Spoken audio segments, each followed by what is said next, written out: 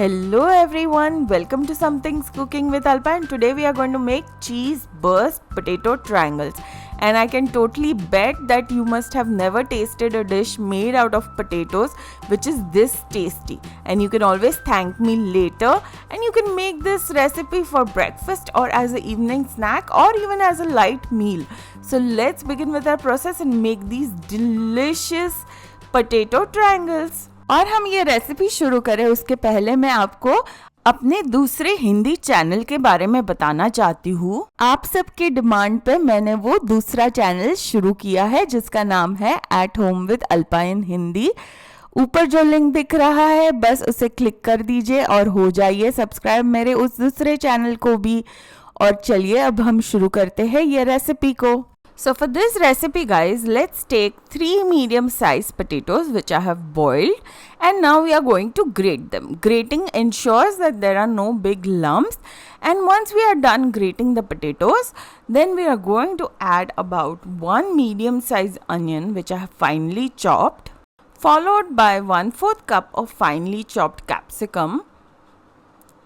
Then we are going to also add 1/4 cup of finely chopped carrots, followed by 1/4 cup of finely chopped green beans. Guys, you can add whatever vegetables you want into this dish, and that is the best part about this dish. And now let's add 1/4 cup of finely chopped dhania, which is fresh coriander leaves, followed by 1 teaspoon of chili flakes, and then we're going to add 1/4 teaspoon of turmeric powder, which is haldi powder, followed by 1/4 teaspoon of garam masala. Now guys, this is my homemade garam masala. I'll give the link in the description box, so do check it out. Followed by half teaspoon of black pepper powder and 1 teaspoon of ginger garlic chili paste. We are also going to add juice of half a lime, followed by salt as per our taste. And now let's give everything a good mix. And once everything is nicely mixed in, let's add 1 tablespoon of oil and let's give everything a mix again. And then guys, we are going to start adding some all-purpose flour, which is maida. So we are going to add little at a time, and then we'll know by the end of mixing it how much maida or all-purpose flour we needed to knead a dough. So guys, our dough is ready and I needed about 1.5 cup of all-purpose flour. Also guys, if you don't have all-purpose flour or don't want to use it, you can always use wheat flour, or you can use besan, which is gram flour.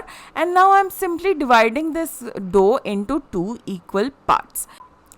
Also guys, if your dough is too sticky or soft, then you can always add a little bit more of the dry all-purpose flour. And now as you can see, I've divided this dough into 2 equal parts, and we are simply going to now sprinkle a little bit of all-purpose flour on top of a flat surface, and then put one of these balls on top of it.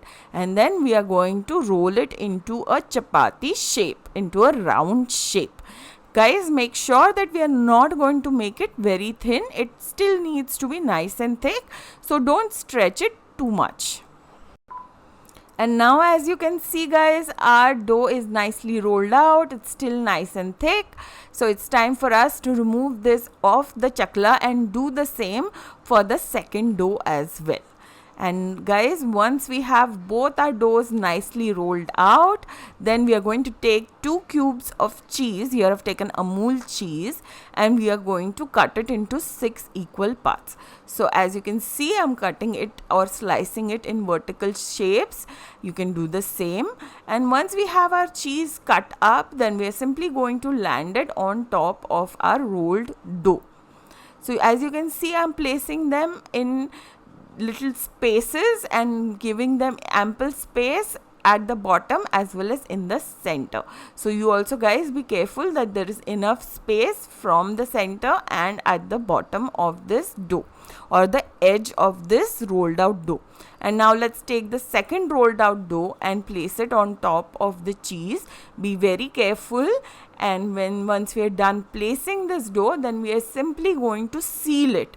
So we have to make sure that we are sealing it from the edges of this dough like so that the cheese doesn't ooze out. Guys, if you don't do this properly, then there is a possibility that when you are going to fry this, the cheese will ooze out. Also, you can give a good shape at the edges with your fingers by doing this. And now, using a sharp knife, let's cut this into triangles. And once we have our potato triangles nicely cut up, then it's time for us to pick up one of the pieces. Very gently, very carefully you pick up these pieces, and then we are going to seal the part where we had cut it from. So all the parts needs to be sealed up one more time, just to be extra careful. And here guys, I've already kept some oil for heating and it's nice and hot. So let's put our potato triangles into this hot oil and make sure that the flame is on medium at this point, and we are going to cook them till the time both the sides turn nice and golden brown in color. Then guys, you can always use your slotted spatula to put some oil on top of these triangles, and once they are nice and golden in color from the bottom, then flip it and cook it till the time the other side is also nicely cooked. And once that happens, then it's time for us to remove and put it in a plate covered with a paper towel so that it sucks that all that excess oil, and then repeat the same process of frying our potato triangles. Guys, I'm telling you, this recipe is total dhamaka. You really need to try it. I really bet that you must have never tasted anything this delicious made out of potatoes till now. So let's look at our dish. It's nice and ready. So let's cut one open, and guys, look at it. It's looking so delicious, and look, wow, the cheese is oozing out. Guys, do try this recipe, do share this recipe with your friends and family, and I will see you very soon. Meanwhile, don't forget to click on the subscribe button, and you take care. Bye bye.